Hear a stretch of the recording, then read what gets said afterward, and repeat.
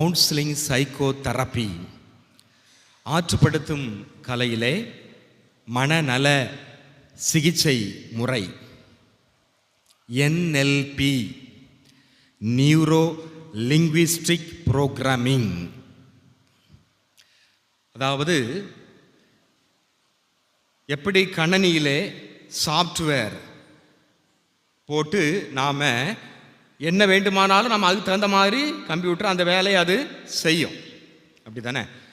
இப்போ நம்ம ஒரு ஸ்டுடியோவில் ஒளிப்பதிவு செய்கிறோம், அப்போ அதுக்குன்னு ஒரு சாஃப்ட்வேர் இருக்குது. அப்போ அதை மியூசிக் இசை, அப்போ அதை அதுக்குள்ள எல்லாத்தையும் கொடுத்து கரெக்டாக அதை ப்ரோக்ராம் பண்ணி வைக்கும் பொழுது அது வேலையை அது கரெக்டாக செய்யுது.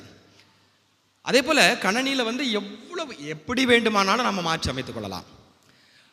இப்போ நமக்கு குட்டி கணனி என்னது? செல்ஃபோன். செல்ஃபோனில் என்னது? ஆப்பு நீங்கள் இன்ஸ்டால் பண்ணிங்கன்னா என்ன உங்களுக்கு என்னனாலுமே அதில் இருக்குது, உலகமே அதான், சரிதானே? அப்போது இன்றைக்கி அந்த ஆப்பு அவன் எதை பார்க்க விரும்பணும், எப்படி ப்ரோக்ராம் பண்ண விரும்புகிறான், எது அவனு மேலே அதுங்கிறத அதை அப்படியே மாற்றி வச்சுக்கலாம்.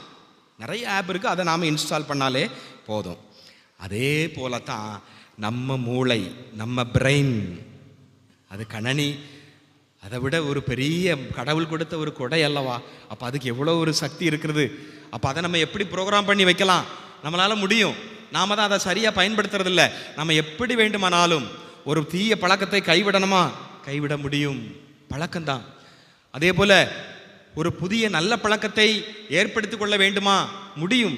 நாம் இங்கே ஆப்பை இன்ஸ்டால் பண்ணணும், மூளையில் ஆப்பை இன்ஸ்டால் பண்ணாமல் அதை பண்ணுறதே இல்லை.